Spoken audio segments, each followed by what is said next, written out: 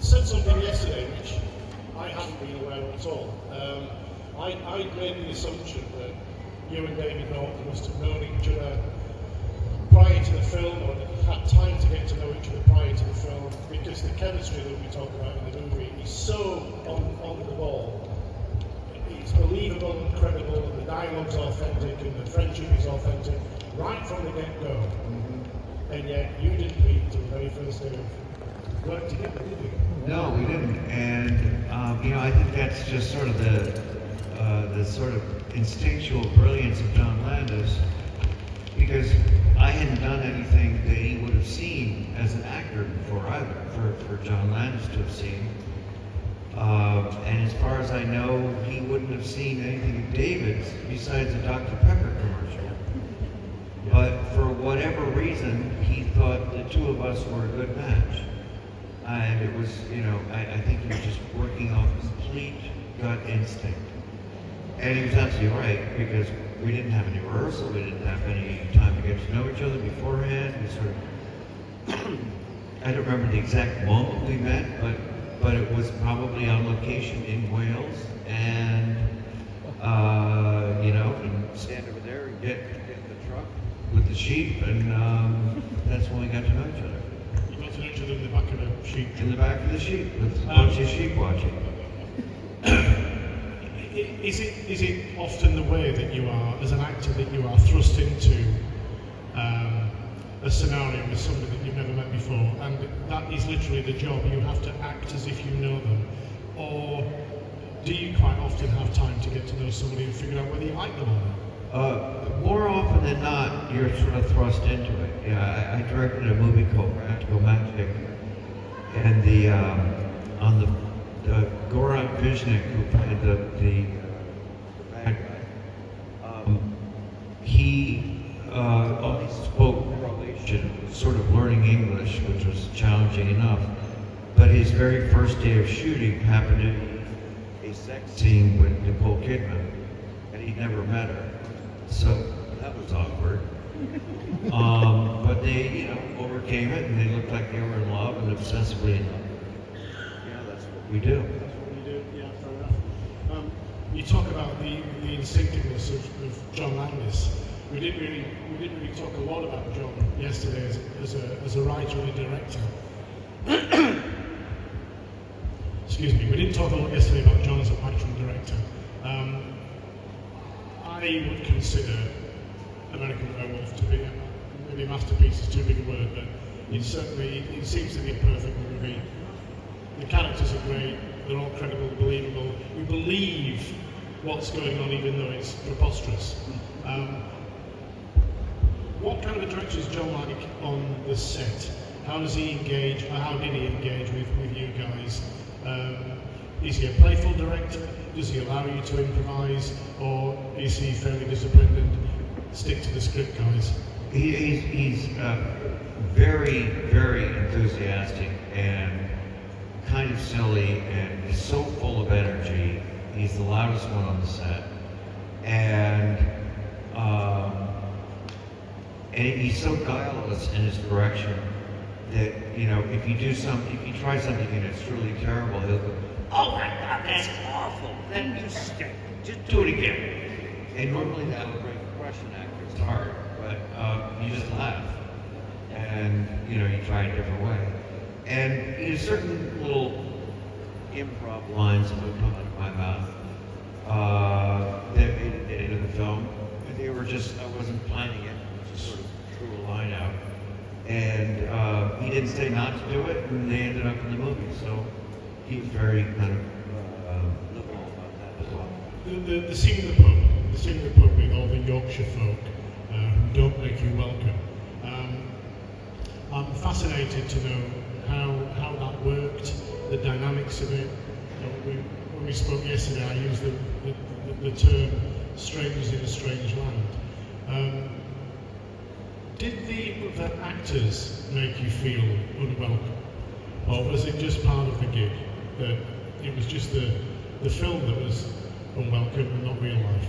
There was a cultural difference already between us, and we were young, inexperienced actors. These other actors were very big on the West End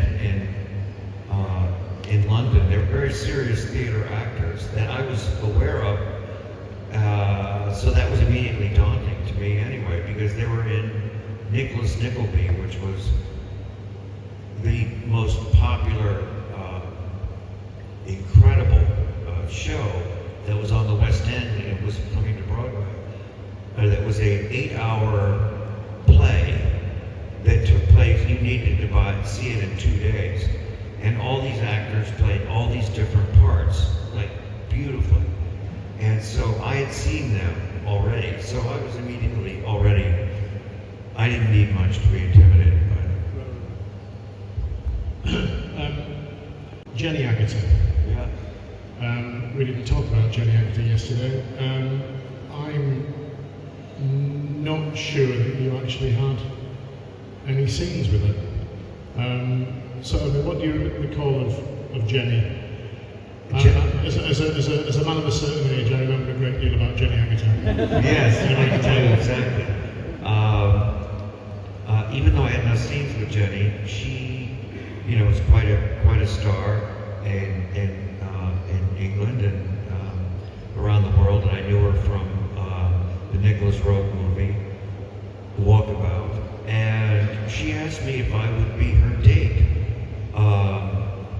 to a Royal Command performance where the Queen Mother was going to be reading, and it was for a movie called The Coal Miner's Daughter with Sissy Spacek. And so I was her date, and I wore a tuxedo, and it came time to meet the Queen Mother, and I thought I was going to meet the Queen Mother. And so I'm standing next to her, and Jenny goes, "You stand behind me, you're not meeting the Queen Mother." And there was some other actress who was there who was kind of, she was in a bit of a scandal at the time. She was in a porno movie. God, you're good. Koo Stark. And she was there, and she tried to get up there to me, and she stuck her head out and go, "Queen Mom, my name is Koo Stark." She did, and then moved on. And the evening was also memorable, and everybody took our picture, lots of paparazzi, and people thought we were in the columns as like a possible couple, which we weren't. What was very memorable about that night was there was then a dinner for the movie, and then someone got up and announced that President Reagan was shot. Oh, wow. And yeah, by John Michael Hinckley. So that was an indelible evening in my mind, with assassination attempts and the Queen Mother and Walkabout with the most beautiful Jenny Agutter. The night that you didn't get to meet the Queen Mother. When we talked yesterday about you were given the script and you had to read the script in one sitting. Having read the script and being impressed by it, and I'm assuming you were reading for Jack. You weren't reading for any other character. Yeah, no, they said, John had said, look at the part of Jack. So, having read the script and then eventually having seen the movie, was the movie everything that you had in your mind, having read the script? Did it match what the script suggested? Yeah, it did. I mean, I wouldn't know what the special effects or, what my makeup would look like until Ray Baker put it on my face. So I didn't anticipate what I would look like. But as far as like the humor and horror and the combination of it, it was just what I had hoped it would be. And when I read the part,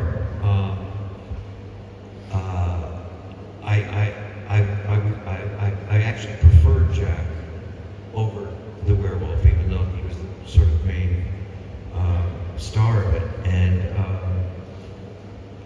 it just sort of, I felt so right for me. It had my sort of, the way I talked and my sense of humor. There's a lot to be said, I suppose, and there's a much longer interview to be done about the makeup effects. But we touched on it yesterday. And what we didn't talk about was the change in your appearance, because obviously as Jack deteriorates, the makeup changes. And then I believe eventually when Jack appears in the porno cinema, it's an animatronic Jack. Yeah, it was With your like, voice. It was a puppet. A puppet. Yeah. Can you take us through the kind of evolution of the effect? Yeah, well, the first was the post-immediate werewolf attack, which I think is the most graphic, and it has the vein, the wiggling vein, and the terrible slashes across my face. It was very unsettling for me to see the first time when I was in Los Angeles for the makeup test.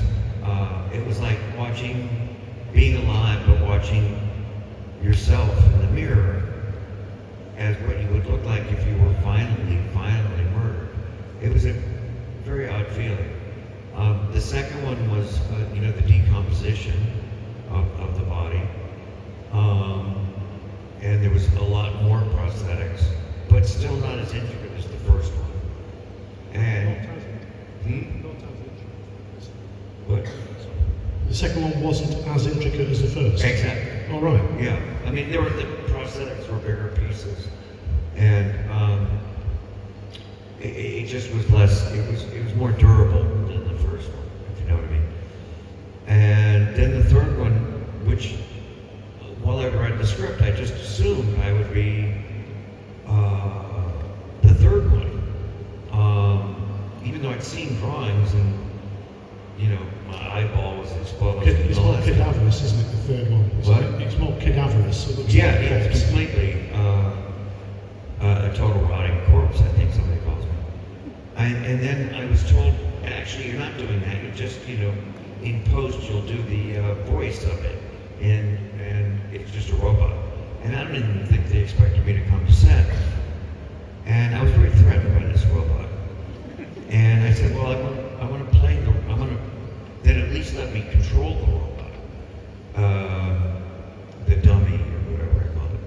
And so I did. I was behind, and it was designed by the people who made the Muppets, and I'm there and I'm controlling it, and I'm making my mouth. I'm speaking when I speak. I'm making the mouth move with these handles, and it was great. I think it was a really fun day, and I didn't have to get makeup. And I ended up really quite loving the little puppet. So you didn't get to take it home? You didn't try to steal it? No, I wanted to make love to it at home, but they wouldn't let me. In Piccadilly Circus, when you're basically beckoning David into the porno cinema to have that final conversation with him. Yeah. And so was that kind of done guerrilla style? You were just there and people were walking past and suddenly looking? Yeah, the room that I was getting into the makeup and hair and wear was a hotel room, and the hotel room was about 2 blocks from the theater. So I had to get in the complete makeup and then walk through the streets of Piccadilly Circus and people just jumped out of the way and gasped in horror. And of course the crew wanted to take me into pubs and just take me around like I was some trained monkey and scare the shit out of people. But that was enough for just the people I was passing. For those of you who are working in movies, there's the saying in England, hurry up and wait. There's a lot of sitting around, and it's not necessarily glamorous at all. The question I wanted to ask you was, is it fun? As well as, you're working, you're earning a living, you're there to do a job, but is it fun as well? I've been very, very lucky because it's almost always been fun for me because I enjoy the company. It's so much about, who you're working with, who you trust, being with a director that's assured and, enjoys what he's doing. And just being with actors you have a real connection to, that you can try out different things. And when that's the case, which gratefully is most of the time, it's almost always fun. yes, between the time you're actually on camera, there's a tremendous amount of waiting around. But that's kind of what it is. You lose it between, camera setups and all the different things that go into, and then you just got to get it right back up, and then you bring it back down, then you get it right up, and that it becomes a condition, it becomes a muscle, that you're sort of, you get to know your own body and kind of, when to actually let your body rest between takes so that you can bring it back up again. Jack Lemmon used to call it magic time, didn't he? Yeah. Whenever he went on for a take, he used to say to himself, magic time. That's your time, and you're not going to get to do it again. It's not like you're going to go back and fix it. You have that one opportunity. And it costs a lot of money every time they turn over the camera. There's, thousands and thousands of dollars a minute going on. So, you want to get it right. Okay, before I open it up to our friends, I was reminded last night, funnily enough, when I was back at home, that there was, because it's on my shelf, there's a radio version of American Werewolf, and it reunited, I'll have to look at my notes, it reunited John Woodvine, Jenny Agutter, and Brian Glover, but not you or David. I've never heard of this until now. You didn't know? Did somebody else play me? Yeah. Who was that? Who's that asshole? We'll find out, we'll have him killed. I don't know. No, I don't even know how that happened. I can't believe I never heard that. Was it like BBC Radio? I think it must have been BBC. It's available on the internet. Well, the question was going to be, why didn't you do it? But you didn't know about it. It's time to hear this. And my lawyers will look into this. Yeah, you heard it here first. You got Mike? That visual effect that you had. Is that something that stayed with you afterwards, or did you get over that quite fast? It's actually something I ended up sort of using. It turned out to be quite a very kind of powerful insight into playing the scene in the hospital, of just feeling very lonely and haunted, and hitting a very darker tone. So in a way it helped with the... It helped enormously. I didn't even think, while I was looking at myself, that would be the case, but once I was in the makeup for sure for actual shooting, which was about a month later, that feeling came back, and I went, oh, that's actually great. This is what it would really feel like. Thank you. Do you have any good stories about what it was like working for Martin Scorsese, and do you regret leaving the Beehive? Do I regret what?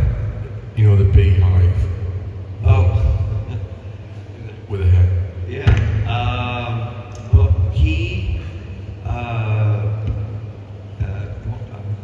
Scorsese was the first director we went to. My partner, Amy Robinson, she was in Mean Streets, Marty's first movie. So we went to see him, and he couldn't do the movie. He was going to be shooting Last Temptation of Christ. Then that fell apart, and then he came back, was able to do the movie. And when it came time to casting, all of us sort of pictured almost the exact same actors without ever talking about it. You mentioned the Beehive hairdo. Amy and I had already had Terry Garr in mind, and he said, Terry Garr would be really good at this. We went, well, that's so weird. That's who we were talking about.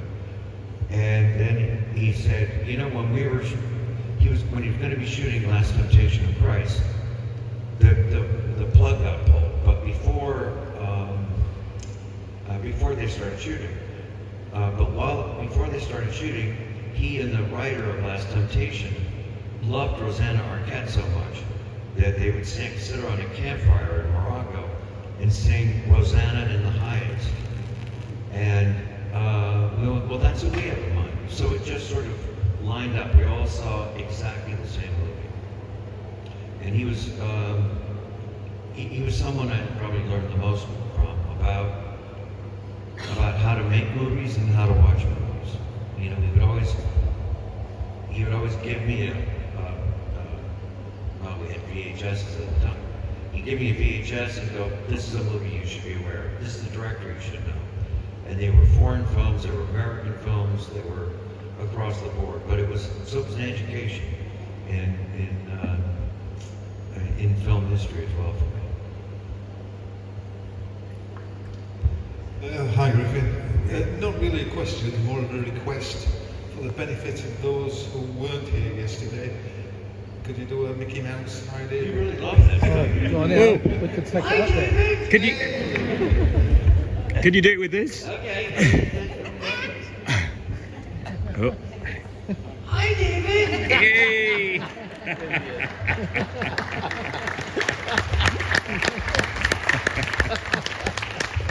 And that's £30,000.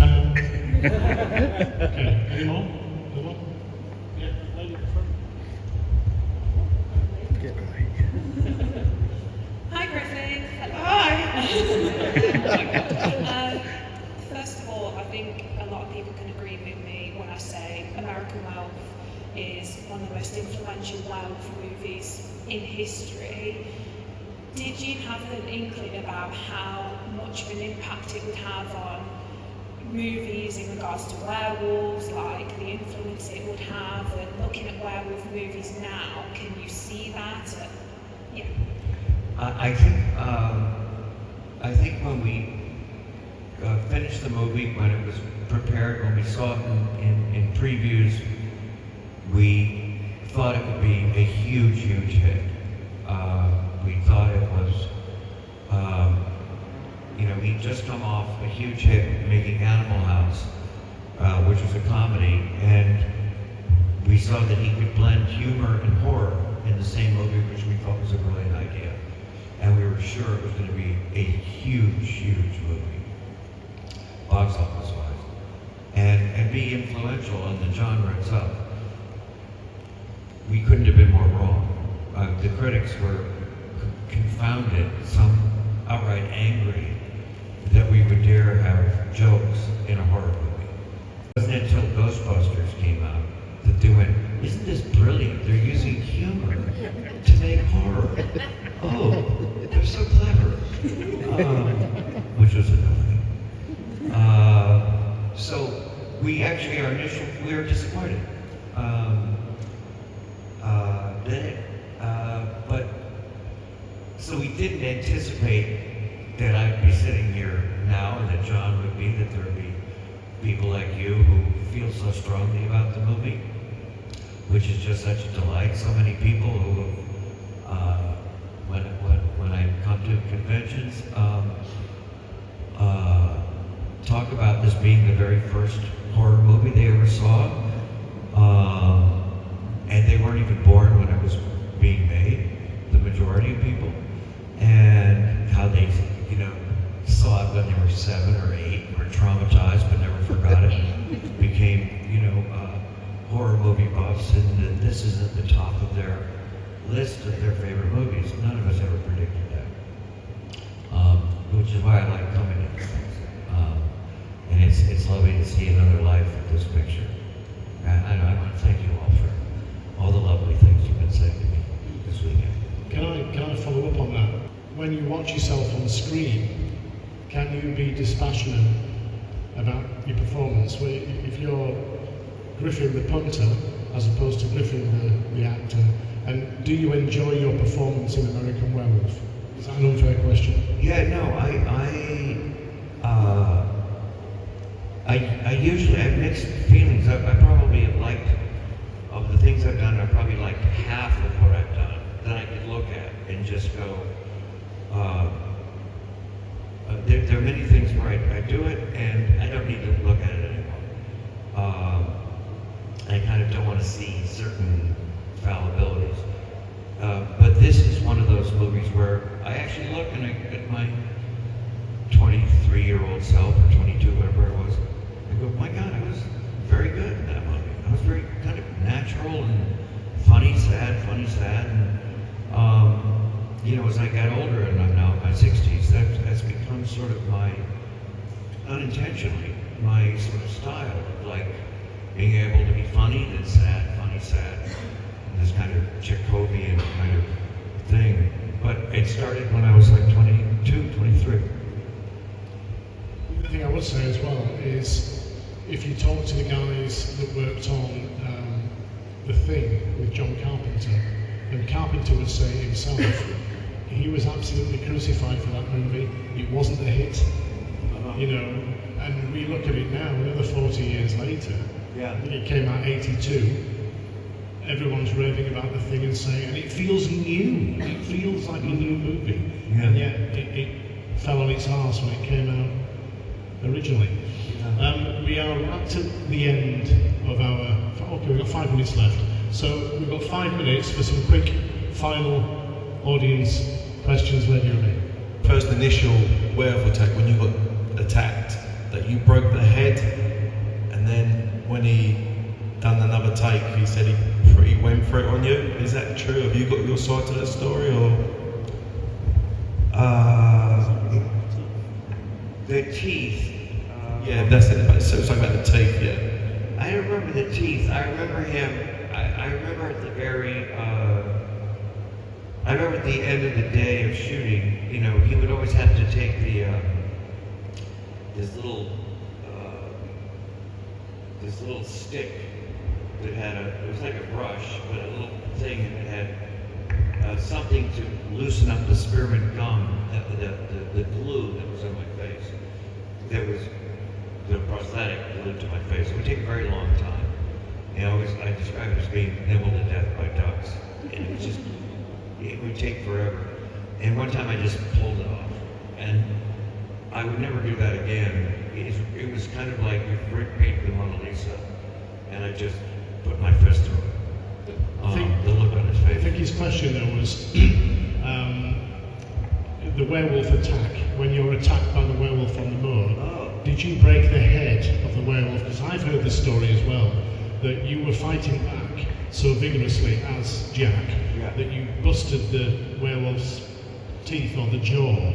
So he's basically saying, what's your side of the story, basically? I think I did. What was the part about Rick coming, he got upset or something? In the thing that I've seen with Rick Baker, he said that you broke the head, then he had to go replace it, and then he basically had to hump. So on the next take, he said he pretty went for it on you.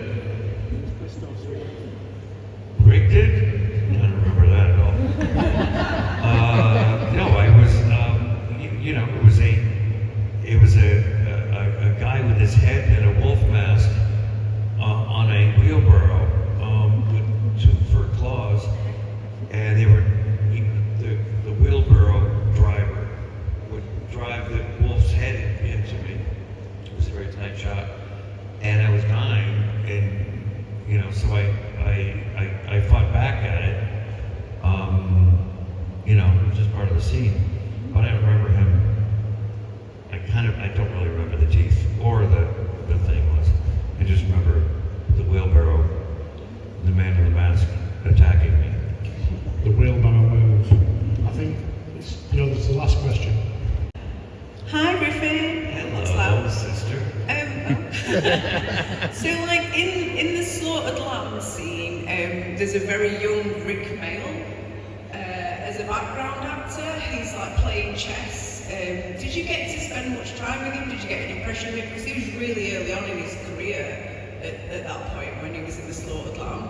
And I always love it because I forget he's in it, and then I'm like, oh my God, that's a Rick Mail. So. Is he a background actor in the scene? Didn't have any lines? He's got like a couple of tiny one sort of word lines. He's like strawberry blonde hair, skinny guy in his 20s sat playing chess with one of the other guys. I think he's playing it with Brian. And he's really briefly in it. He doesn't have like a big arc or anything, but just because I love seeing Rick Mayall just so baby, didn't know if you got to meet him or got an impression of what he was like. No, I didn't. I mean, I know that he was in there, and I know you know, that he's become well known since, but I kind of don't. I don't remember. I just remember the people I had the scenes with. Yes, Mostly. fair. Thank you. But I'm happy for him. Okay, well, there we have to leave it, sadly. Will you come back and see us again? I would love to. Brilliant. Ladies and gentlemen, Griffin Dunne.